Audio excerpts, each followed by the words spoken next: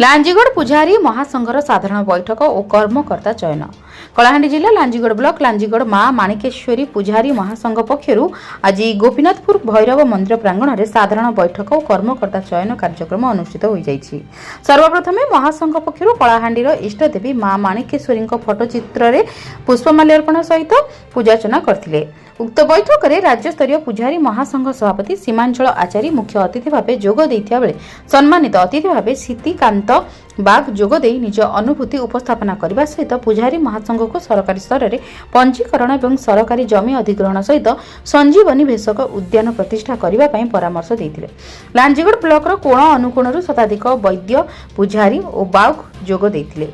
यह अवसर में पुजारी महासंघर नामकरण और कर्मकर्ता चयन करा जायतिला। उपदेष्टा भावे वृंदावन प्रधानी, सभापति जम्बेश्वर पुजारी, उपसभापति तरुण दलपति, संपादक सरोज कुमार माझी, सह संपादक केदार चंडी, कोषाध्यक्ष विनायक प्रधानी, सह कोषाध्यक्ष पुरंदर पात्र को महासंघ पक्ष दायित्व अर्पण करा जायतिला।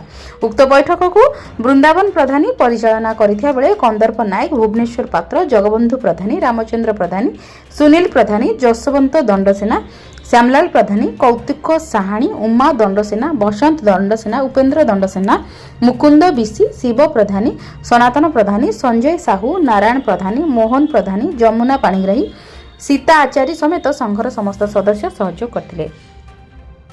कलाहांडी जिला लांजीगढ़ मनोज दोरांक रिपोर्ट, जन अधिकार लाइव।